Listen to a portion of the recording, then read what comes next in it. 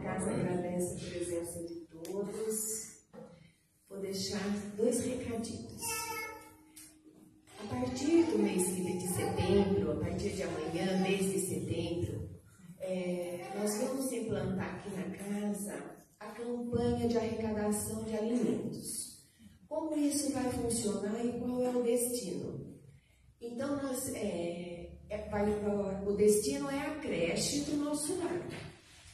E o que foi decidido? O que eles precisam, eles vão passar aqui para casa para a gente fazer essa arrecadação. Então, para o mês de setembro, a creche vai precisar de feijão. Quem puder, no mês de setembro, tragam essa doação. Lembrando que nada é obrigatório. Quem puder, traga no mês de setembro esse alimento que será destinado para a creche. Depois, em outubro, será verificado outros alimentos, qual é a necessidade, aí a gente passa o alimento. Outro recadinho. Hoje completa 1 ano do nosso projeto Cuidando do Luto e eu estou muito feliz com isso.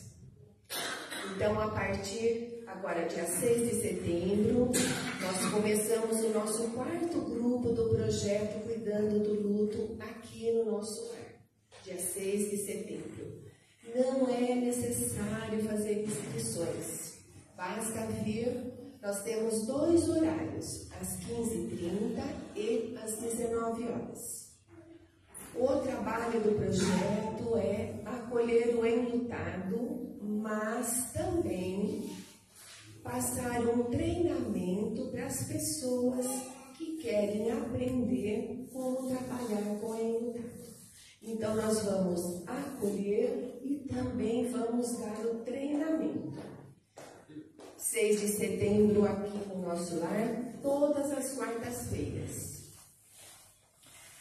E 4 de setembro, retornamos também na USE São Carlos, no mesmo horário, 15h30 e 19 horas. Então, temos esse projeto nos 2 lugares. Nosso palestrante de hoje, Marcelo Moraes, ele é da Casa Francisco de Assis, vai nos presentear com a palestra O Céu e o Inferno, através do livro O Céu e o Inferno.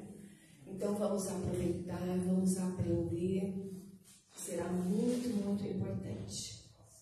A fala do Marcelo vai enriquecer o nosso aprendizado e o nosso entendimento. Eu vou pedir para a Márcia, que é trabalhadora da casa, para ela fazer uma prece, para preparar o ambiente, ou melhor, já está preparado, mas vai ficar melhor ainda, porque quando a gente conversa com Deus, é tudo de bom. Depois o Marcelo faz a palestra e já faz a prece de encerramento. Bom, Marcelo. Márcia, por favor.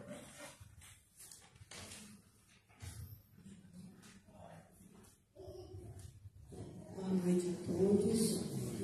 Vamos agora fechar os olhos, nos colocarmos em condição de ligarmos calmamente ao Pai Maior e Mestre Jesus, agradecendo por aqui estarmos, por essa oportunidade de esclarecimento, de trabalho, para acompanharmos a palestra do nosso irmão, que antes já preparou, assim como o plano espiritual, que nos acompanha, com antecedência já preparou o trabalho de hoje e o atendimento a todos aqueles que aqui vêm buscar o consolo e o aprendizado. Mestre Jesus, permita e nos auxilie que possamos ser os fiéis trabalhadores da tua seara. Agradecemos a espiritualidade amiga e damos por iniciar os trabalhos dessa noite. Que assim seja. Sim, sim.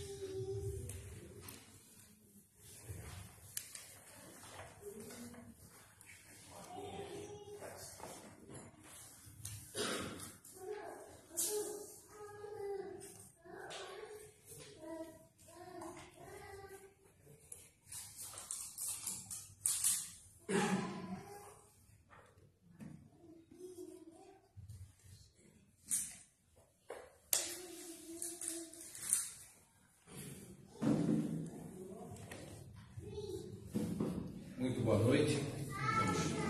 É uma alegria estarmos juntos novamente. Muito obrigado pelo convite generoso, por estarmos juntos. Hoje vamos falar desta obra, desse livro maravilhoso de Allan Kardec, O Céu e o Inferno, ou a Justiça Divina segundo o Espiritismo. Esse livro aqui, eu vi no site da FEB, é o menos publicado e o menos lido, menos vendido, infelizmente. Talvez devemos começar lendo por ele, devido ao seu valor prático e ao que ele nos ensina. Kardec, que nos trouxe o Livro dos Espíritos, nos trouxe o Céu e o Inferno, o Evangelho segundo o Espiritismo, o Livro dos Médiuns, a Gênese. Às vezes, quando a gente vai começar a estudar, você começa pelo Livro dos Espíritos. Aí você lê.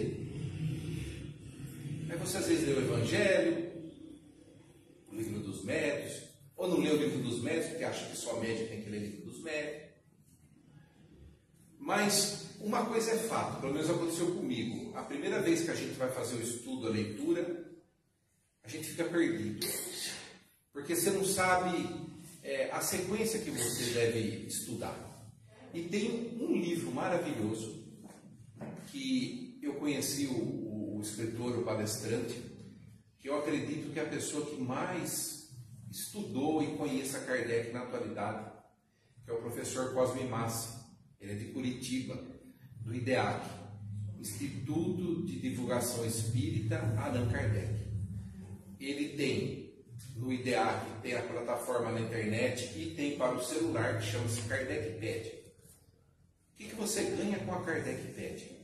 Lá na Kardecpedia você tem gratuitamente as 23 obras que Kardec escreveu da doutrina espírita. Mas não é 5? Não. 23 obras que ele recomenda que nós façamos a leitura. Existem os 5 livros fundamentais e temos mais 12 volumes. Eu trouxe uma aqui de exemplo, da Revista Espírita. A Revista Espírita são os relatos dos acontecimentos da Sociedade Espírita de Paris, dos estudos espíritas que Kardec coordenava, das reuniões mediúnicas, ele respondia às cartas, e são 12 anos. Cada revista refere-se aos 12 meses, na época ele publicava uma revista por mês. Então, de revista, são 12 volumes desse, 500 páginas. Aí você tem mais as 5 obras fundamentais, mais 500 páginas cada uma. Então você já tem um bom volume de leitura. São 17 obras de 500 páginas para ler. Mas revista espírita, eu nunca escutei. Kardec recomenda também como uma leitura obrigatória para o entendimento do espiritismo. Porque muitas questões, muitos fatos que ocorriam, vou dar um exemplo. Coloque lá na Kardecpedia sonho. Mas Kardec falava de sonho? Falava. Ele falava de 3 tipos de sonho que ele caracterizou: o sonho material, o sonho misto e o sonho espiritual. Mas ele falava de sonho? Falava. E ele vai descrever para nós, e o que é interessante na Kardecpedia? Quando você colocar a palavra sonho, na busca vai aparecer tudo que tem nas 23 obras que tem a palavra sonho. Então você pode ir rodando lá o índice e ler tudo que você quiser. Eu quero saber alguma coisa sobre mutilado. Põe uma palavra, ele vai buscar. Se Kardec usou, ali vai estar escrito. Outra vantagem, você pode abrir o original em francês e comparar com a tradução. Você pode fazer essa leitura comparada. Então o Kardecpedia é fascinante. Tem o Kardec Play, que é o professor Cosme Massi. Ele faz a leitura de questão a questão do Livro dos Espíritos e faz a explicação dentro de Kardec. Nós temos que descobrir Kardec, não redescobrir. Porque se você descobre, você não perde mais ele. Porque muito do que encontramos hoje, como obras complementares, mediúnicas ou não dão toda a explicação que Kardec nos trouxe. E dão até informações contraditórias, que não condizem com o que Kardec explicou. Mas, voltando ao Cosme Massi, o que ele me ajudou em muito? Esse livro aqui, olha, eu comprei ele no Encontro Espírita de Inverno de Poços de Caldas, 30 de junho de 2019. A Ordem Didática de O Livro dos Espíritos. A Cidinha me avisou que está na livraria da USE. Quem quiser adquirir, se você tem assinar a Amazon, pode pegar pela Amazon, ou direto na Kardec Book. Se você coloca Kardecpédia, você vai encontrar o livro. Vamos pôr só o Cosme Massi, vai aparecer. Ele escreveu já 4 livros. O que tem de maravilhoso nesse livro? Que para mim foi espetacular. Ele vai aqui explicar qual que é a relação que tem o Livro dos Espíritos com as outras 4 obras. Então vamos lá. O Livro dos Espíritos é dividido em 4 partes. O primeiro livro, ou primeira parte, das causas primárias ou das causas primeiras. A segunda parte, do mundo espiritual ou mundo dos espíritos ou mundo espírita. A terceira parte, das leis morais. Da quarta parte, das esperanças e consolações. O que o professor Cosme Massi fez? Como Kardec, na introdução do Livro dos Espíritos, nos diz: tudo que está contido aqui neste livro foi ditado, coordenado por ordem dos espíritos superiores. Pelo Espírito de Verdade. O Espírito de Verdade que era o próprio Cristo. O Espírito de Verdade era o guia espiritual de Kardec. Kardec era um espírito de segunda ordem da escala espírita, um espírito bom. Qual que é a diferença do espírito bom com o espírito imperfeito? Qual que será que eu sou? É facinho poder fazer uma regrinha. Você reclama de alguma coisa? Espírito imperfeito. Se você não reclama de nada, é um espírito bom. Simples assim. Mas do que? O espírito bom não reclama de nada? De nada. Você corta o dedo dele, ele vai sentir dor, mas não raiva. Ele vai te perguntar: por que você cortou meu dedo? Mas ele não vai querer cortar o seu dedo, porque ele sabe da sua ignorância. Todos os nossos anjos de guarda são espíritos de segunda ordem, porque se não fosse, já teria abandonado a gente. E o espírito de segunda ordem tem um espírito puro como guia. No caso de Kardec, é o espírito de verdade. E o espírito puro? O espírito puro é o pensamento de Deus, ele não tem guia. Esse espírito protetor nosso, esse anjo guardião, que nos comunica sempre conosco quando utilizamos a prece, como pedimos de coração. Ele sempre nos intui, sempre nos esclarece. E o que tem nesse livro? O professor Cosme Massi, ele fala: olha, a primeira parte do Livro dos Espíritos, que é das causas primárias, Deus, Espírito, matéria. O que pensa é o Espírito, a matéria não pensa, não sente nada. Quem sente é o Espírito, que deu origem à criação, aos seres vivos. Aonde você vai encontrar isso com todos os detalhes? No livro A Gênese, os milagres ou as predições segundo o Espiritismo. E o que é legal? Que você vai lendo a primeira parte, se você for lendo a Gênese junto, vai te dando entendimento da obra. O primeiro capítulo da Gênese é o caráter da revelação espírita. Nós deveríamos ler uma vez por semana aquele capítulo que é maravilhoso. O segundo capítulo ele fala sobre Deus. Como que é o seu entendimento de Deus? Porque conforme você entende Deus, você julga o outro. Kardec faz uma explanação maravilhosa. Aí ele fala sobre os fluidos, as características dos fluidos, e assim segue o livro. A segunda parte do Livro dos Espíritos, ele fala do mundo espírita ou dos espíritos. Que livro vem trazer a explicação ampla disso? O Livro dos Médiuns, que é o manual do prático das evocações, dos evocadores e todo o entendimento do plano espiritual. Aí o professor Cosme Massi ele fala: olha, no primeiro capítulo da segunda parte, ele vai dar um amplo aspecto dos espíritos, definir suas características. Depois, nos outros 6 capítulos, ele vai falar das possibilidades, quando o espírito está encarnado, desencarnado, quando ele está no estado de transição, encarnando, desencarnando, como você encarnado atua no plano espiritual, o plano espiritual atua aqui no encarnado, ele vai te dar toda essa explicação. E no livro dos médios você encontra tudo isso. Mas não é só para os médios de maneira alguma. Você pega o 3º capítulo do livro dos médios, ele fala de como você deve fazer o estudo, como você deve se dedicar à doutrina espírita. É o método, o nome do título. E também no livro dos médiuns, você vai descobrir que médium que você é, se você não é um médium prático. Uma vez eu passei uma vergonha com isso. Tinha um amigo nosso lá que fazia estágio na sala onde eu trabalho, e era a época do filme do Chico. E tinha um amigo meu católico que fazia o filme do Chico e adorou. E eu conversando com ele, o moço saiu, o seu amigo saiu, e o moço que era estagiário falou: você é espírita? Eu falei: sou. Ele falou: que negócio é esse de espírita?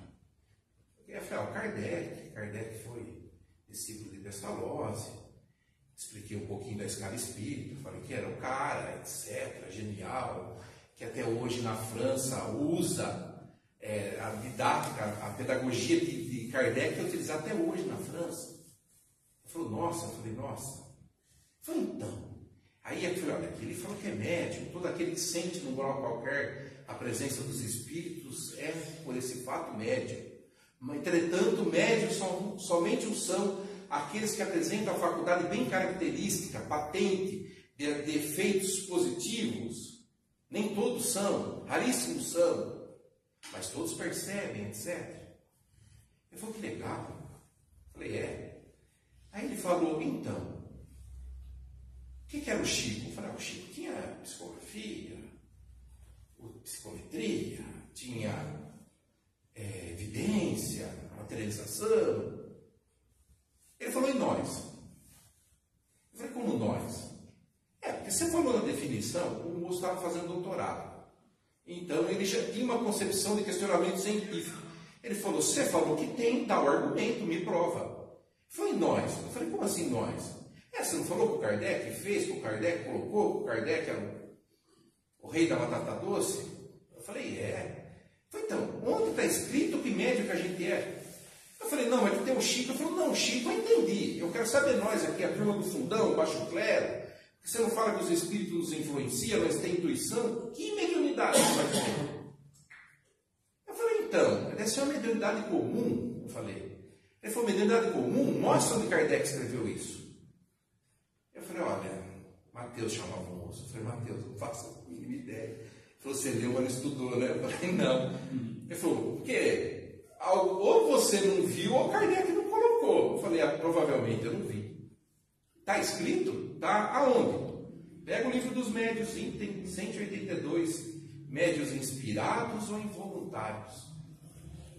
Não há aquele que estando ou no seu estado de êxtase, aí seria o médium de efeito, mas ou no seu estado normal, recebe pressentimentos, tem percepções.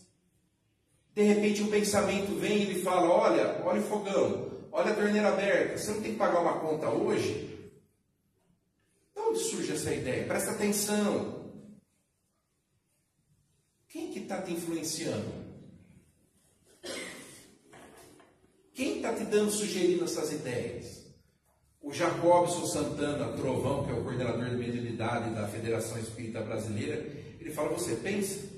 Mas você pensa no que você está pensando? Tudo que você pensa é você que pensou? Será que não é influência espiritual? Kardec fala: não tem aquela pessoa que um dia não lembrou de alguém ou de alguma coisa, não teve um problema e se recorreu ao seu anjo de guarda e fez uma prece, e aí tem uma ideia e não sabe de onde veio a ideia. Nossa, como eu sou inteligente. Não é alguém que intuiu, seu anjo de guarda, um espírito familiar, um espírito protetor.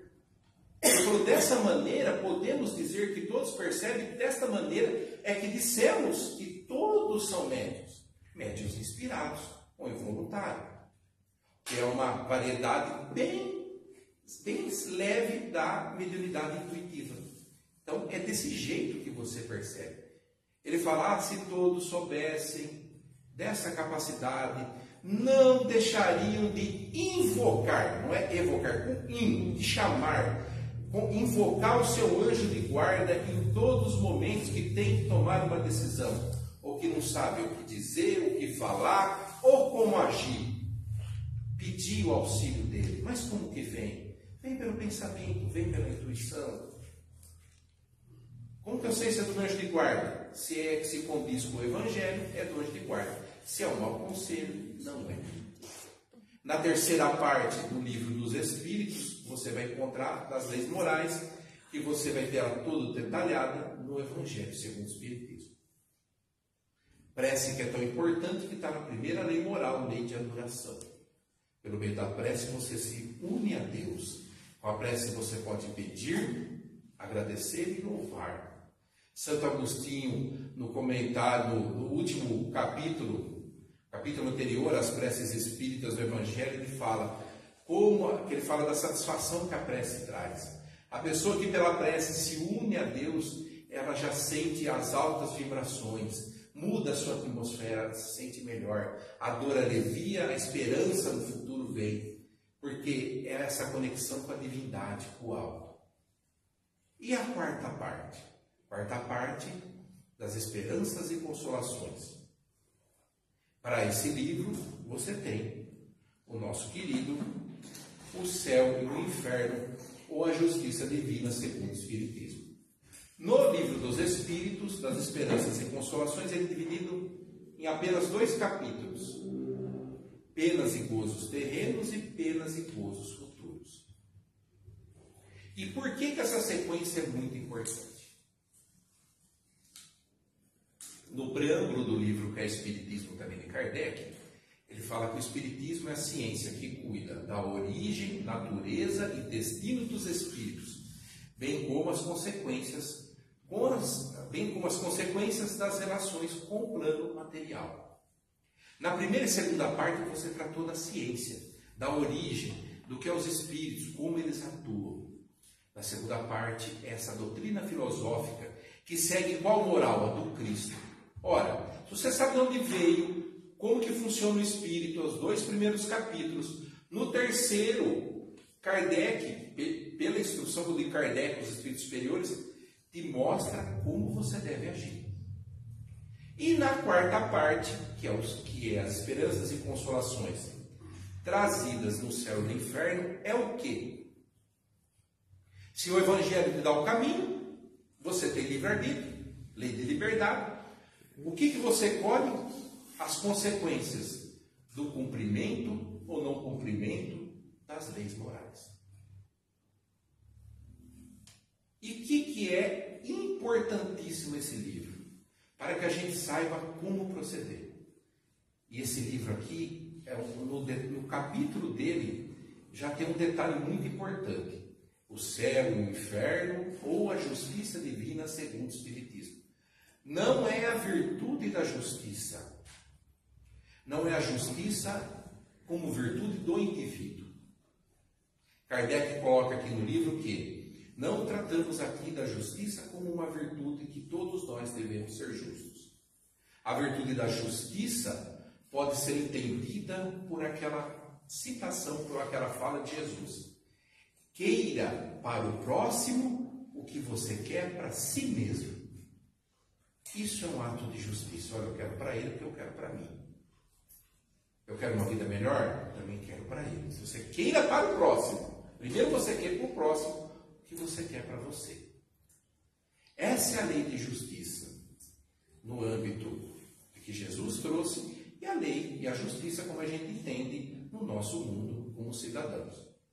Você pode estar aqui na Rua das Torres, você está descendo aqui às vezes, você está parado no posto também na Travessa 4, o sinal está vermelho para você.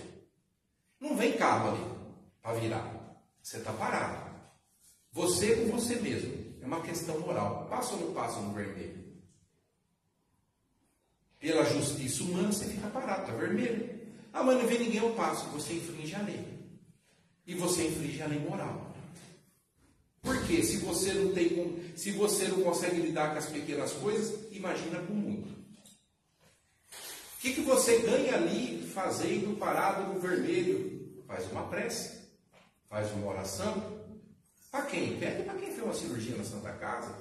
Pede pelos que desencarnaram hoje, pede pelos que estão sem lar, pela paz mundial. Agradece se você está com saúde indo para um trabalho, para um emprego, para algum lugar. Ou agradece que mesmo que fosse um lugar que você não queria ir, que você chegue nesse lugar, por mais triste que seja, você tem uma boa palavra de consolo. É uma questão de justiça, isso é você. Mas o livro, O Céu e o Inferno, não trata da virtude da justiça. Ele trata da justiça divina. E a justiça divina, Kardec sintetiza na fala do Cristo: a cada um conforme as suas obras. Então você, se não fizer por merecer, não vai ter. Não tem jeitinho.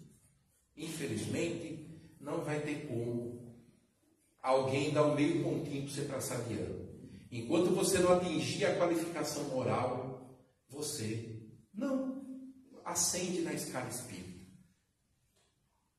Você fala, tá bom. Mas o que o livro traz para me ajudar nisso? É só uma informação? Tem uma ação prática? Tem. Kardec dividiu esse livro, para explicar a justiça divina, em duas partes. Na primeira parte desse livro, ele chamou doutrinas. E na segunda parte, exemplos.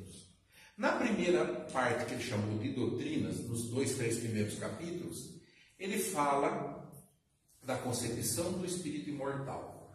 Ele faz um retrospecto, ele fala, não é possível que todo o laço de família, pelo materialismo, morreu, acabou, tudo se perca. Aí ele fala um comparativo com as outras religiões espiritualistas. Ele fala sobre o panteísmo. Ele traz essa informação dessas outras doutrinas. Ele traz o entendimento de céu e inferno, vamos dizer, pelos gregos, regiões de sofrimento ou não. Ele fala dos gregos dos Campos Elíseos. Aí ele fala dos gregos do Tártaro. Aí ele fala do céu e inferno cristão, que é muito pior que o do grego. Muito pior. Porque no inferno cristão você queima eternamente sem parar. Uma dor física que o fogo queima, mas dói, mas não acaba com você. É um tormento eterno. Kardec faz toda a refutação. Que isso não diz, ele fala, como um minuto, um vacilo contra a lei de Deus, a lei natural, pode te jogar eternamente no sofrimento. Que Deus é esse de misericórdia. Ele faz uma refutação linda. E o que ele traz para nós nesse capítulo? Falando sobre como você deve praticar o Código Penal da Vida Futura. O Código Penal da Vida Futura está no capítulo 7. As penas futuras segundo o Espiritismo. E no item 16 ele traz para nós como que você consegue reparar uma falta. Quais são os 3 passos para que você repare uma falta? São 3 passos, Ele fala, é necessário o arrependimento, a expiação e a reparação. O arrependimento é você reconhecer o que você cometeu um ato errado. O espírito tem que reconhecer que errou. Expiação são as dores morais para o desencarnado ou as dores físicas que você vai ter aqui quando encarnado, consequência dos seus atos errados.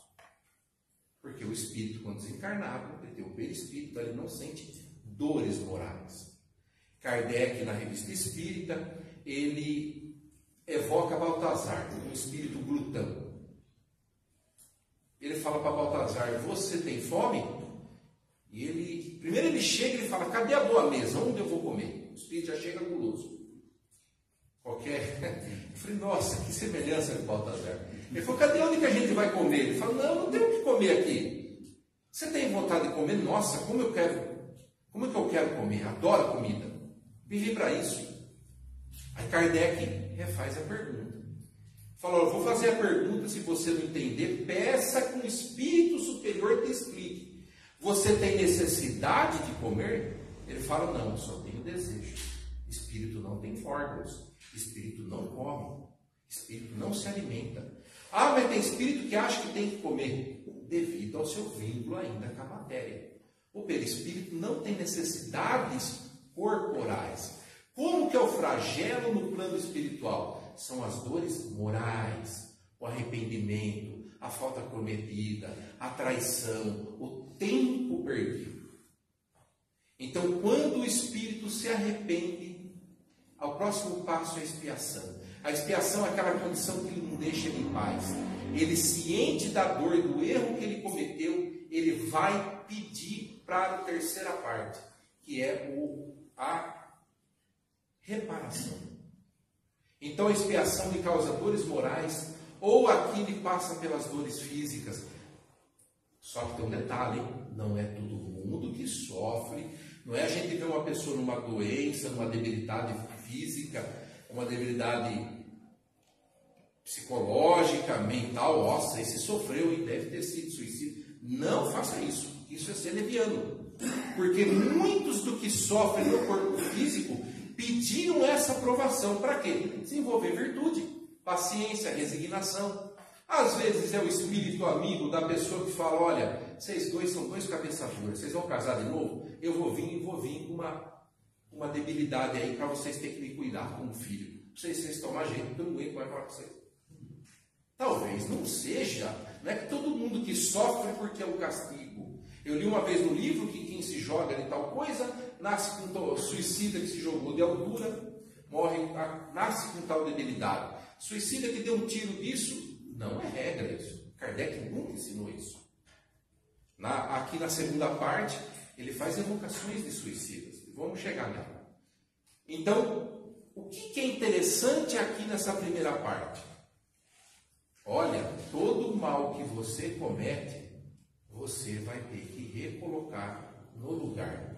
Então, antes de você dar um mau conselho, peça para o seu anjo da guarda te auxiliar. Por quê? Você fala: não estou nem aí. Não, mas quando você chegar no plano espiritual e você vê o que você cometeu, você vai clamar novamente para reencarnar, para poder contornar o que você fez de errado. Kardec fala assim, olha, vou ler bem rapidinho o trecho. Arrependimento, expiação e reparação são as três condições necessárias para apagar os traços de uma falta e suas consequências. O arrependimento suaviza as dores da expiação, abrindo pela esperança o caminho da reabilitação.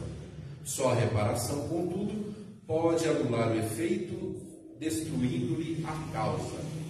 Do contrário, o perdão seria uma graça e não uma anulação das faltas cometidas. Olha que parágrafo forte. Então, não vai ter perdão por passe de mágica. Até porque você vai tomar plena consciência do que você fez e da consequência que você teve. Aqui você pode estar iludido pela matéria, mas no plano espiritual você vai ter plena ciência. E o que traz essa informação? Você fala: o que eu ganho com isso? Reflita sobre ela. Como você está levando o seu dia a dia? Qual que está sendo a sua ação? Você faz evangelho no lar, mas só dentro do lar e fora do lar, cada um para si? Como que você pratica isso? O conselho que você dá para o próximo: ah, sua mulher tem enche o saco, larga dela, tem tanta mulher no mundo. Aí o sujeito vai lá e larga. A família descabeça. Aí não tem nada a ver com isso. Ele fez porque quis. Fez, mas você foi que implantou na cabecinha dele a ideia. Quem assistir aquele filme A Origem, que tem o DiCaprio, que eles vão entrando num sonho e outro sonho, o DiCaprio tem uma hora que pergunta: qual que é a coisa mais perigosa do mundo? Ele fala: um vírus, uma bactéria. Ele fala: uma ideia. Depois que ela nasceu, enraizou na cabeça de uma pessoa, depois que ela tomou aquilo como verdade, é difícil você tirar. Aonde você vê as consequências disso? Na segunda parte do Céu e Inferno, onde tem o título de Exemplos. Você fala: não estou nem aí com arrependimento, com nada, vou curtir a vida. Mas calma, se a teoria não te basta, vamos para os exemplos, que é a prática. Nessa segunda parte tem apenas um capítulo teórico, uma instrução, um conceito. É o primeiro capítulo que chama A Passagem. O que é a passagem? Kardec começa assim: muitas pessoas não têm medo da morte, mas do momento da morte. Como morrer é inevitável, às vezes você fala: vai, vou morrer mesmo. Mas e a passagem? E aquele momento? Como ocorre? Aí Kardec nos traz a informação que essa passagem há nela um fenômeno chamado perturbação. O que é perturbação? É, como o próprio nome diz, um estado que o espírito passa de perturbação, de incômodo, para ele fazer o completo desprendimento do corpo físico. Quanto mais atrasado moralmente o espírito, maior é o tempo de perturbação ou de desprendimento. Pode durar 1, 2 dias, 1 semana, meses, ou até anos ou décadas. Mas não é que ele está conectado ali com o corpo. Pode ter fluido vital, ele está conectado e sentindo ainda assim. Mas o que seria, quando ele fala conexão ao corpo? É com as coisas materiais. A pessoa morreu, fez fortuna, não gastou. Sorte de quem herdou. Aí vão gastar o dinheiro. A pessoa faz o quê? Não se conforma. Não se arrepende. Você teve a oportunidade, não gastou, ficou para quem está aí. Não, mas é meu. Não se arrepende. Onde fica? Vinculado com a pessoa. Por quê? Porque ele sair daquela condição, lembra do caso do André Luiz. Quando que ele conseguiu ter o auxílio? Não porque não tinha. Quando ele conseguiu perceber ter o auxílio? Quando ele se arrependeu do que ele tinha feito. Na segunda parte aqui, ele vem dar exemplos dessas perturbações. Ele começa espíritos felizes, espíritos medianos, espíritos sofredores, espíritos endurecidos, espíritos suicidas. Ele vai descer a regra. Expiações materiais, expiações físicas, é o último capítulo. E o que ele cita para nós? Os exemplos de como ocorreu essa perturbação. Quando você lê essa segunda parte, você fala, não, eu tenho que cuidar da minha vida. Porque é muito prático. Nos Espíritos Felizes tem uma parte maravilhosa que é da viúva Furlan, ou Furlon. Ela desencarna na França, ficou praticamente cega porque ela dava aula de pinturas, ela ficou viúva, criou todos os filhos. Ela desencarna. Kardec, uma semana depois, evoca ela mediunicamente, ela vem da comunicação. Tem 3 comunicações dela. Ela chega na mesa mediúnica, a primeira coisa que ela fala, que maravilha que ela está morta. Como que é bom sair das garras do corpo físico. A minha cegueira acabou, a minha dor no corpo não tem mais. Como é tudo maravilhoso aqui onde estou. Onde você está, Kardec pergunta. Eu fui levada direto para um mundo feliz. Olha, a gente fica preocupado com data limite, regeneração. Não seja assim tão... Aí eu quero voltar para a Terra. Não! Imita a viúva Furlan. Faça o que ela fez. Para quem sabe você dá um tiro e ir lá para o mundo feliz. Ela foi direto para o mundo feliz. Mas o que ela fez para merecer um mundo feliz? Ela tem vários predicados. Ela cuidou da família, tudo. Mas o que conta aqui que... Para mim foi o beliscão, ela fala, não reclamava de nada. Isso é difícil. Olha, seria que fala, não reclamava de nada. As pessoas davam o golpe nela, ela não guardava a mágoa. Quem fazia um mal para ela, ela servia. Nunca reclamou de nada. Não tinha mais que espiar no corpo. Perante todo o sofrimento que ela pediu para passar, para ter, que ela recobrou o plano espiritual, falou, eu pedi sofrimento. Que eu queria passar por essa prova. E ela criou a virtude. Foi direto com um plano feliz. Ela falou, que coisa maravilhosa.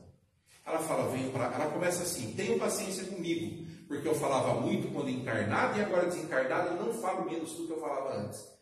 Querido mestre, tenha paciência comigo. E ela conversando com Kardec.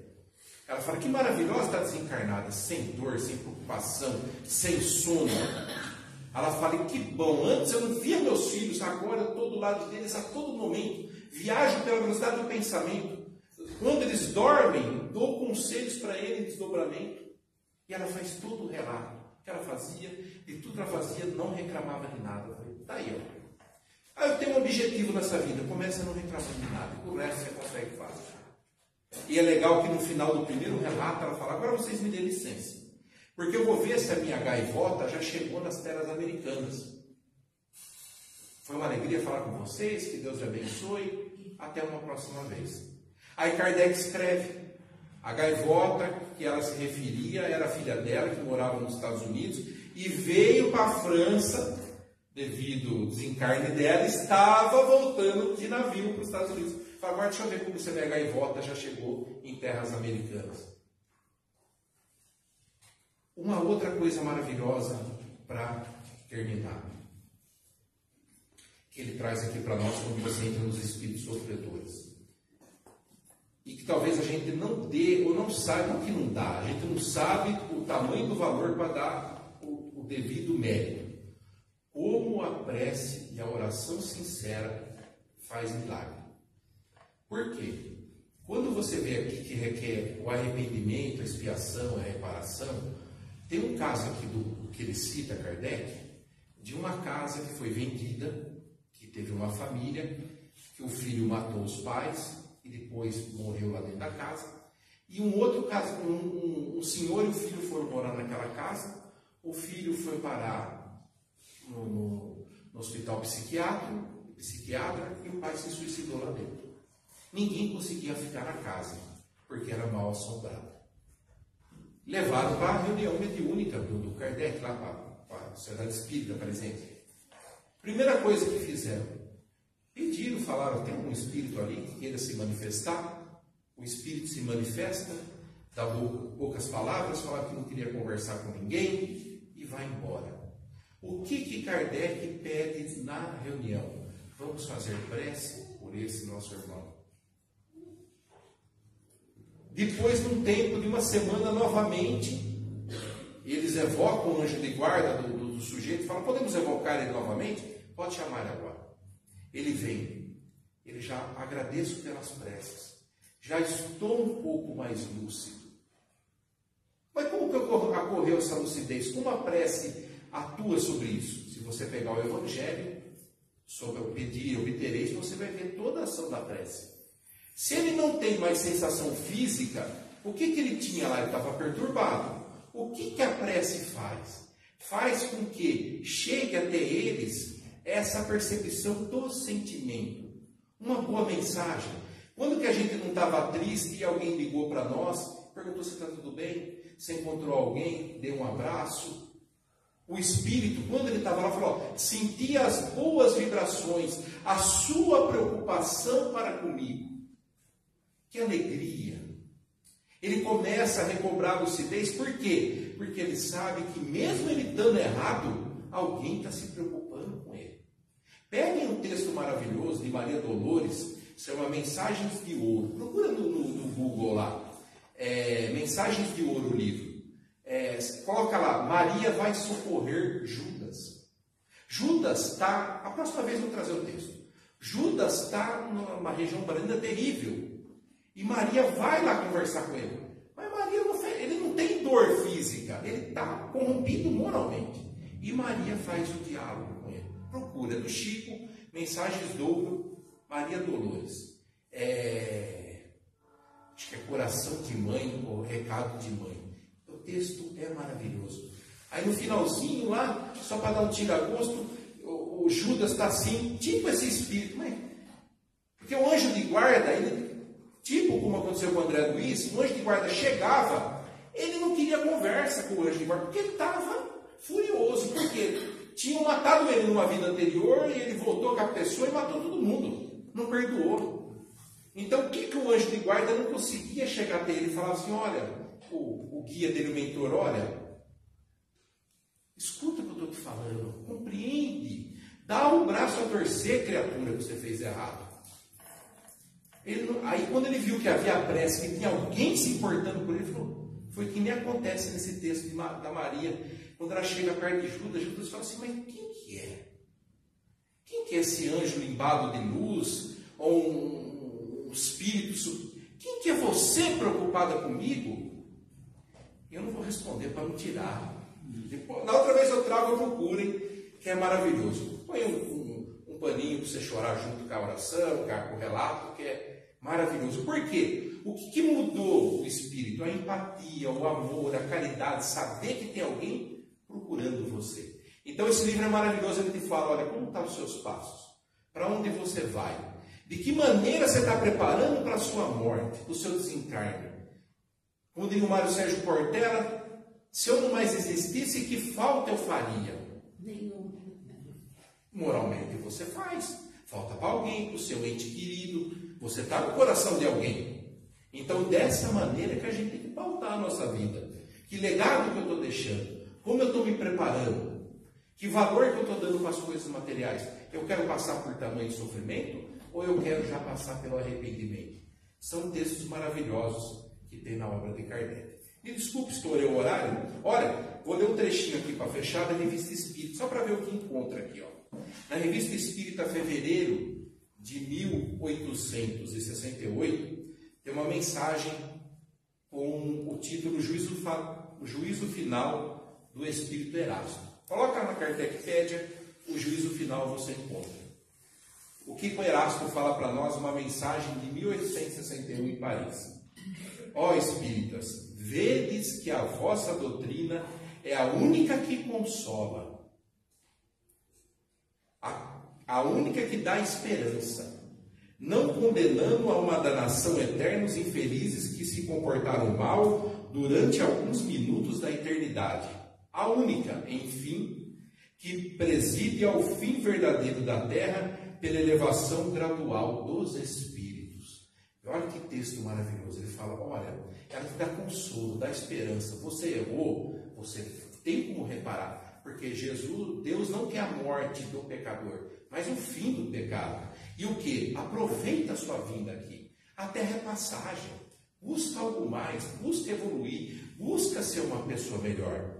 Progredir, pois, despojando o homem velho, para entrar na região dos espíritos amados por Deus. Muito obrigado pela paciência de vocês me ouvir. Desculpa pelo tempo que eu excedi um pouquinho. Vamos fazer nossa prece, nossa oração.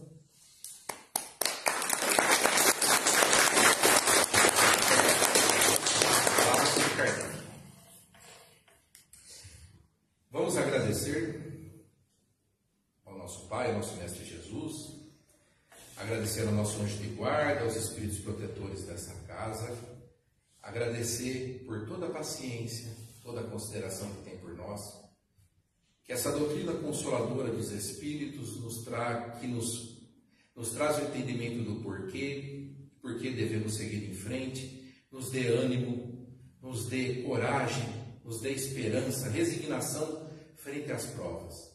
Que na esperança da consciência tranquila, que na consciência tranquila que não vai nos trazer esperança, Senhor, dai-nos as forças para passar pelas provações que nós mesmos causamos. Que o seu manto de amor, que todo o seu amparo possa cobrir todo o nosso orbe, possa chegar até os hospitais, as casas de repouso, os albergues, os presídios, aonde há o sofrimento, o desespero, aonde há uma lágrima, que os bons espíritos possam estar atuando e que Jesus tenha misericórdia de nós e que tenhamos a resignação necessária para caminharmos sempre em frente como o Mestre Jesus nos ensinou. Que assim seja. Graças a Deus. Muito obrigado. Nós agradecemos. Abençoe a todos.